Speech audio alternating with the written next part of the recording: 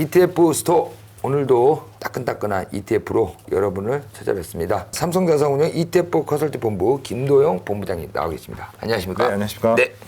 오늘은 또 이제 상장하는 코덱스 코스닥 글로벌 ETF를 또 오늘 소개해 주시고자 나오셨는데, 코스닥 글로벌이라고 하면 일단은 코스닥 시장하고는 연관이 있을 거다. 맞습니다. 이런 생각이 들고요. 이제 글로벌이라는 게 붙었어요. 네. 이게 같이 붙어서 코스닥 글로벌인데, 일단 용어 자체는 아마 처음 들어보신 분도 있지 않을까. 코스닥 글로벌이라는 지수를 설명드리기 앞서서 코스닥 글로벌 세그먼트라는 거를 좀 설명을 드려야 될 것 같습니다. 코스닥에 상장된 기업들 중에 소수의 우량 기업을 선별한 분류 체계라고 일단 쉽게 짧게 말씀을 드릴 수가 있겠습니다. 즉 코스닥에 상장된 한 1600 지금 44개 정도가 있는데요. 그 중에서 한 50개 정도만 선별했다라고 말씀을 드릴 수가 있겠고요. 우리 유럽 축구 리그 중에 챔피언스 리그라고 4대 리그에서 탑 4만 모아가지고 탑 4만 해서 하는 거죠. 그런 챔피언스 리그와 유사한 코스닥의 지수이지 않을까. 이렇게 좀 생각을 해봤습니다. 그렇다면은 이 코스닥 글로벌 세그먼트 이것도 이제 출범한 배경이 좀 있을 거잖아요. 네. 출범 배경 좀 설명 좀 해주세요. 코스닥도 있고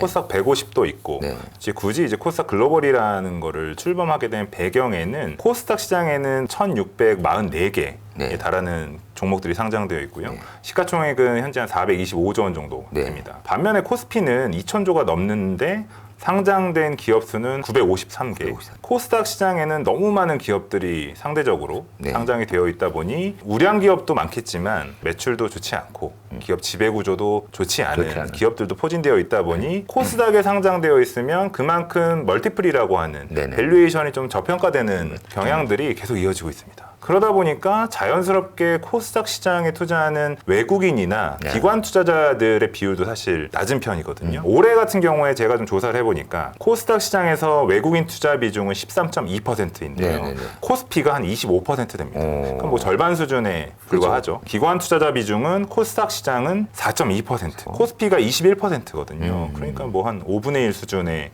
불과한데요. 그만큼 좀 시장이 코스피 대비해서는 저평가되어 있기 때문에 아무래도 투자의 손이 코스닥보다는 코스피로 많이 가지 않나 이렇게 되어 있고요. 그런 측면에서 우량 기업들만 선별을 해서 좀 더 시장의 수급을 끌어올려서 코스닥 시장의 저평가를 개선해 보겠다라는 의지가 코스닥 글로벌 세그먼트의 출범 배경이라고 좀 할 수 있겠습니다. 최고 중에서 최고를 선정하는 거다 보니 지정 요건 같은 것들이 굉장히 까다로울 것 같아요.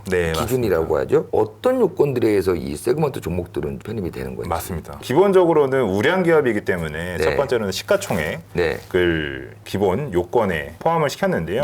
코스닥 글로벌을 살펴보면 일반 기업과 바이오 기업으로 좀 구분을 했습니다. 그 이유는 좀 뒤에 설명드리겠지만 일반 기업 같은 경우는 시가총액이 한 5천억 원 이상이 돼야 되고요. 바이오 기업은 그거의 2배인 1조 원 이상이 넘는 기업들만 편입이 될 수 있습니다. 시총 5천억이라는 기준은 코스닥 증시에서 살펴보면 한 142 정도 되고요. 코스피로 가면은 한 352 정도 중형주에 해당되기 때문에 매우 좀 까다로운 편이라고 볼 수가 있겠습니다. 두 번째로는 저희가 재무적인 건전성을 살펴보게 되는데요. 일반 기업의 경우에는 매출이 3천억 원 이상이거나 영업이익이 연에 300억 원이 넘는 기업들이 포함이 되게 되겠고요. 바이오 기업 같은 경우는 그 조건이 좀 더 까다로워서 추가적으로 1상 이상의 신약 후보 물질을 2개 이상 보유한 기업들만 편입하게 됩니다. 추가적으로 이제 3가지가 더 있는데 지배 구조가 얼마나 깔끔하고 주주환원 정책이 뛰어나냐, 기업이 건전성, 공시를 잘 못한다거나 좀 문제가 있어서 정보 종목이 되거나 불성실 공시 지정이라든가 맞습니다. 그런 기업들을 또 제외하게 되고요. 요새는 이제 회계적인 이슈들도 워낙에 많습니다. 감사를 받다 보면 부적절한 기업들도 있는데요. 이런 회계 투명성까지 고려해서 코스닥 글로벌 세그먼트가 50개 종목을 선별하게 됩니다. 방금 설명해 주셨는데 일반 기업하고 바이오 기업의 구분이 좀 차이가 있어요. 확실히 바이오 기업들에 대해서 좀 까다롭다. 그렇게 좀 강화된 이유는 어떤 좀 이유가 있을까요? 코스닥 증시에서의 이슈가 많았던 기업들을 살펴보면 바이오 기업들이 좀 많았습니다. 예를 들면 신라젠이라든지 오스템 임플란트 이슈들도 있었고요.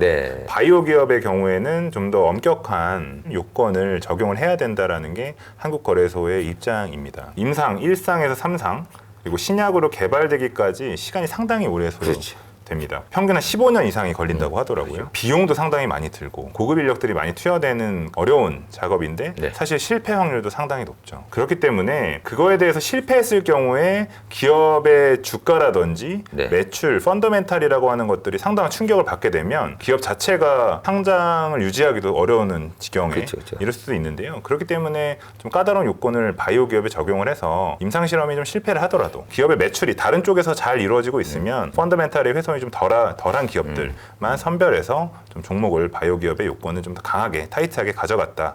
이렇게 말씀을 드릴 수 있겠습니다. 코스닥 150과 글로벌 세그먼트 여기에 주된 차이점은 그 좀 뭐가 있을까요? 네, 코스닥 150 지수하고 코스닥 글로벌, 저희는 줄여서 이제 코글이라고 부르긴 코글. 하는데 두 개랑 비교해 보면 일단은 크게는 종목 수가 네. 다르겠죠. 종목 150개고 30, 코글은 50 개. 50개. 두 번째로는 코스닥 150 지수는 한 종목당 상한이 없습니다. 근데 이제 코글, 코스닥 글로벌은 한 종목의 상한이 25%로 막혀 있습니다. 그래서 결과적으로는 말씀드려 보면 종목 수를 소수 종목으로 우량한 기업들을 모았기 때문에 코스닥 글로벌 안에 있는 기업들이 투자하는 비중이 코스닥 150 대비해서 좀 더 높다라고 말씀드릴 수가 있겠고요. 상위 10개 중에 3개 정도만 비교해서 말씀드려봐도 에코프로 BM 코스닥 150에서는 약 한 9.2% 정도인데요. 네네네. 코글 코스닥 글로벌로 오면은 20% 2배 수준입니다. 셀트리온 헬스케어도 코스닥 150에서는 한 6% 정도인데요. 코스닥 글로벌로 오면 한 13% 그리고 LNF도 코스닥 150에서는 5.5%인데 코스닥 글로벌에서는 한 12%로 종목 수가 그만큼 줄은 만큼 또 의미 있게 투자를 할 수 있다. 비중을 좀 더 실을 수 있다. 네. 아무래도 올해 증시에서 이 기업들, 코글에 속한 기업들의 주가 흐름이 좋았을 거예요. 아까도 말씀하셨지만은 거의 상반기를 주도했다. 맞습니다. 할 정도로 좋았을 텐데 네. 실제로도 맞죠. 지금 기준으로 연초 이후에 코스닥 시장이 한 30% 정도 네네네. 올랐더라고요. 글로벌 증시에서도 상당히 좀 두드러진 상승세를 좀 시현했는데요. 성장 산업은 뭐 높은 기술력과 풍부한 자본력을 바탕으로 소수의 일부 기업들이 시장을 선도하는 좀 과점 시장의 경우가 상당히 많습니다. 네네네. 그래서 코스닥 시장을 말씀드리기 앞서서 미국 시장으로 잠깐 가보면 미국 S&P 500도 올해 같은 경우에 대표적인 3개사 애플, 마이크로소프트, 엔비디아 이 3사가 시장 상승의 한 57% 정도 거의 절반 이상을 3개사가 주도를 했고요. 코스닥 증시도 다르지 않았습니다. 에코프로 BM, 에코프로, 그리고 LNF 이렇게 3개사가 시장 상승의 한 40% 그런 정도로 했기 때문에 궁극적으로 코스닥 증시에 대한 투자가 좀 더 효과적일 수도 있다 판단해서 한국거래소에서 이런 뭐 세그먼트와 지수를 발표했다. 네. 다시 한번 정리해서 말씀드릴 수 있겠습니다. 지금 이제 종목별로 알아봤는데 섹터 구성은 좀 어떻게 네. 되나요? 코스닥 글로벌이 이제 종목 수는 150개보다 네네네. 작은 50개지만 산업 분류로 보면 사실 코스닥 150하고 크게 다르지는 않습니다. 네. 코스닥 150에서도 차세대 성장 산업이라고 불리는 뭐 2차 전지, 소재 쪽이나 반도체, 제약바이오 산업이 고르게 분포가 되어 네. 있는데요. 2차 전지 소부장 같은 경우는 이제 하드웨어 섹터로 좀 분류가 되어 있는데 그게 이제 한 38%. 그 다음으로 많은 게 이제 바이오, 제약바이오가 한 21.7%. 그리고 반도체 기업의 14.4%. 그래서 이 3개의 차세대 성장 산업을 보면은 한 74.2%로 분산이 되어 있습니다. 이보다 또 중요한 포인트는 각 산업을 구성하는 종목수 차이가 네. 있습니다. 2차 전지 관련 하드웨어 산업은 코스닥 글로벌 코글에서 9개, 코스닥 150에서는 28개니까 예. 압축을 시켰죠. 압축을 시켜서 예. 선별했고요. 바이오 쪽도 코글이 7개, 코스닥 150으로 가면 24개. 24개. 되게 소수 종목을 선별해서 압축을 했다라고 말씀을 드릴 수가 있겠고요. 최근에 좀 이렇게 뭐 좋긴 좋은데 나라에서 네네. 얼마나 지원이 있는지를 좀 살펴보면은 네. 지난 5월에 산업통상자원부에서 발표를 했습니다. 국가 첨단 전략 산업을 육성을 하겠다 더 뭐 이렇게 해서 총력하겠다라고 했는데요. 그때의 이제 기존의 3개 첨단 전략 산업이 반도체, 디스플레이, 2차 전지였습니다. 네. 그래서 저희가 주로 말씀드리고 있었던 반도체와 2차 전지가 포함이 되어 있었고요. 네. 더불어서 추가로 이제 바이오를 추가했습니다. 그래서 네. 코스닥 글로벌에서 집중하고 있는 네. 3개의 산업이 모두 나라에서 중장기적으로 차세대 육성을 통해서 키워보겠다라는 산업이기 때문에 좀 그런 면에서도 의미가 있다 이렇게 좀 판단을 하고 있습니다. 잠깐 기업 지배구조 저희가 얘기를 좀 했잖아요. 네. 그리고 이제 뭐 건정성, 회계 투명성 이런 얘기들을 했는데 네. 결국 이런 것들이 토탈해 보면 ESG 정말 기업한테 많이 요구되는 부분이잖아요. 국제적으로도 그렇고 국내에서도 그렇고 이런 것들이 반영됐다고 볼 수 있겠죠. ESG가. 투자의 관점에서 아직 우리나라 개인 투자자분들에게는 낯익은 트렌드는 아닐 겁니다. 하지만 해외로 눈을 돌려보시면 네. 수많은 기관들, 특히 연기금들에서는 ESG라는 항목이 가미된 투자를 상당히 많이 집행하고 계시고요. 그래서 코스닥 글로벌 지수도 이러한 트렌드를 반영을 해서 ESG에 관련된 항목 요건을 상당히 강화를 했는데요. 그 이유는 한국거래소 시장감시위원회라는 곳에서 작년에 불공정 거래 혐의 사건을 세어보니 한 105건 정도 있었다고 합니다. 2021년 대비해서 120% 증가를 했고요. 근데 문제는 시장별로 그거를 구분해 보니 코스닥에서 78건, 75%. 그만큼 코스닥 시장에서의 이슈가 상당히 많은 거는 코스닥에 투자할 때는 말씀해주신 ESG에 대한 요건을 좀 더 타이트하게 가져가야 종목을 잘 선별할 수 있다라는 뜻이 되겠습니다. 코스닥 150 지수에는 들어있지만 코스닥 글로벌에는 이런 ESG 때문에 못 들어온 기업들이 에코프로, HLB, SM, YG 엔터테인먼트, 셀트리온 제약들이 좀 여기에 해당되게 됩니다. 그러면 지수 산출이 일단은 됐지 않습니까? 세그먼트 지수가 이제 만들어졌는데 만들어진 이후에 보면 지금 거의 한 반년 정도 됐어요. 우리나라에 보면 뭐 코스피 지수 있고 코스닥 지수 있고 뭐 코스피 200, 코스닥 150 뭐 여러 가지가 있지 않습니까? 그 지수들과 좀 비교해 보면은 좀 성과는 좀 어떤가요? 네, 코스닥 글로벌 지수가 2022년 작년 11월 18일부터 산출되게 되었고요. 제가 5월 말까지의 지수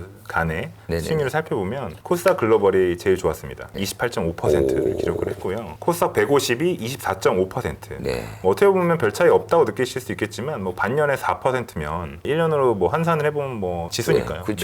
상당히 뭐 차별화를 좀 보였다라고 말씀드릴 수가 있겠고요. 코스닥으로만 보면 17.1%. 코스피는 사실 뭐 아시는 것처럼 좀 저조했죠. 상대적으로 5.4%였으니까요. 지수 산출 이후에 상당히 좀 좋은 흐름을 유지하고 있다 이렇게 좀 말씀을 드릴 수가 있겠습니다. 아무래도 이 코글 지수 내에 50개 종목 중에서도 또 상위 탑 10이 있을 거 아닙니까? 상위 탑 10 기업은 좀 어떤 기업들이 있을까요? 계속 반복적으로 말씀을 드리긴 하지만 2차전지 배터리 소재 쪽에서 에코프로비엠, LNF, 그리고 그 10위 밖에는 뭐 첨보가 있고요. 바이오 쪽에 셀트리온 헬스케어, 알테오젠, 레고캠 바이오사이언스, 반도체도 리노공업, 원익 IPS, 그리고 아까 말씀드린 엔터의 JYP 엔터테인먼트가 있고요. 추가적으로 이제 높은 충성도를 갖고 있는 고객을 보유한 게임사 펄어비스하고 카카오 게임즈 이렇게 말씀을 드리겠습니다. 일단 지금까지 이렇게 대를 나눠보면 코스닥 글로벌 지수를 주장하는 ETF가 이제 삼성자산운용 코덱스에서 이제 상장이 이제 된 겁니다. 이제 본격적으로 좀 상품에 대한 설명 좀 한번 부탁드릴게요.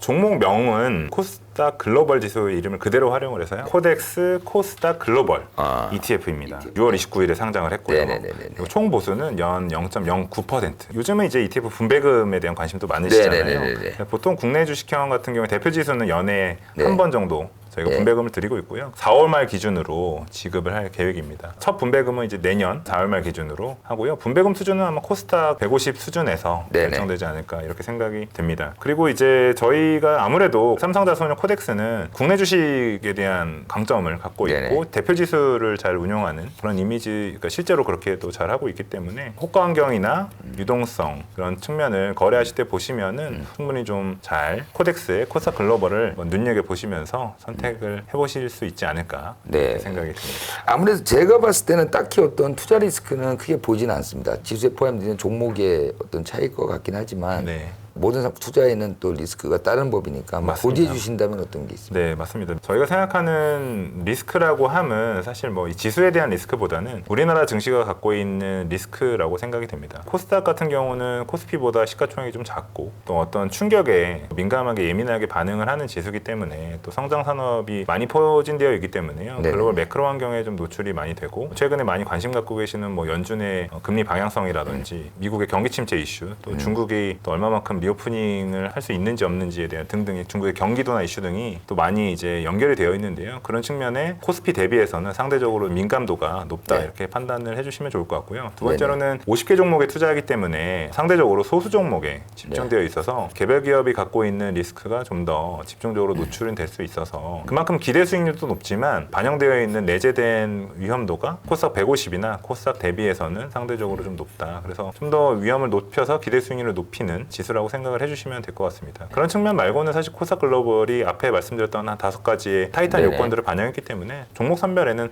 상당히 심혈을 기울인 한국거래소의 지수다 이렇게 말씀을 드릴 수 있겠습니다. 아무래도 지수를 추종하다 보니까 직접적으로 종목을 삼성에서 이 리밸런싱 하지는 않을 것 같고 50개 기업이 쭉 가는 게 아니라 1년에 한 번씩 심사를 통해서 이것도 바뀌는 맞습니다. 지수에 포함된 기업 1년에 한 번 5월 달에 실시를 하고요. 이번에도 두 종목이 교체가 네네네. 되었습니다. 네네. 그렇게 해서 코스닥 글로벌 지수가 형성이 되었고요. 유지 요건도 상당히 좀 타이트하게 준비가 되어 있어서 코스닥 글로벌이라는 지수는 한번 만들어 놓고 그냥 계속 뭐 이렇게 하는 게 아니라 한국거래소에서 계속 요건도 수정을 하면서 업데이트를 하면서 좀 더 잘 만들어진 지수로 계속해서 좀 좋은 흐름을 이어나갈 거라고 생각이 됩니다. 종합을 해보자면 이런 투자자들은 이거 들어가셔라. 코스닥 글로벌은 말씀드렸던 특징이 이제 소수 종목 50개로 코스닥 안에 있는 50개 종목을 선별했기 때문에 코스닥에 투자하시는 분들이 기본적으로 위험에 대한 민감도, 위험을 테이크하실, 위험을 감내하시는 그런 정도는 코스피 투자보다는 좀 더 높으시죠. 네네네. 그렇기 때문에 좀 더 이제 코스닥 증시에서 시총이 크고 재무 구조가 좋고 ESG의 요건을 통과한 기업들, 그들 기업에 좀 더 높은 비중으로 아까 말씀드렸지만 코스닥 150보다 2배 정도 익스포저가 있잖아요. 시가총액이 큰 기업들은 그렇게 해서 내가 수익률을 좀 더 끌어올리겠다라는 생각을 갖고 계신 투자자분들이 투자를 해보시면 어떨까라고 생각이 됩니다. 삼성자산운용에서 지금 이제 몇 가지 상품을 이렇게 소개해 주셨지만 여러 투자자분들을 고려해서 다양하게 소개를 해주시는 것 같아요. 맞습니다. 종목에 집중하는 뭐 테슬라도 있고 또 이렇게 지수에 집중하는 이런 상품들도 이제 소개를 해주시는 건데 사실상 이제 거래소가 이 지수를 이제 만들고 우리가 지수를 추종하는 상품들 같은 경우에는 기본적으로 이제 뭐 자금이 모인다거나 하는 부분들이 좀 있거든요. 운용사에서는 좀 더 전사적으로 미는 어떤 상품들에 좀 소개를 하기 마련인데 그런 거와 별개로 또 이렇게 코스닥 글로벌이라는 이런 상품도 있다. 말씀해 주셨지만 이제 한국거래소에서 발표하는 지수기도 하고 산업통상자원부에서도 국가적으로 좀 육성을 하려는 산업들이 같이 이제 결합이 돼서 나온 저는 되게 좋은 투자로서도 매력 있는 지수라고 생각이 돼서 이런 지수, 이런 ETF를 투자자분들이 투자는 검토를 해보실 수 있는 좀 아니면 이런 게 있다라고 좀 알려드리고 싶은 마음에 오늘 이 내용을 좀 준비하게 됐습니다. 예. 앞으로도 삼성자산운용에서 계속 좋은 상품들을 많이 내놓으실 걸로 저는 이제 알고 있는데 그때마다 또 나오셔서 투자자분들이 위해 좋은 상품 많이 소개해 주시면 감사하겠습니다. 오늘 본부장님 고생하셨고요. 또 상품 상장할 때 또 뵙도록 하겠습니다. 고맙습니다. 고맙습니다.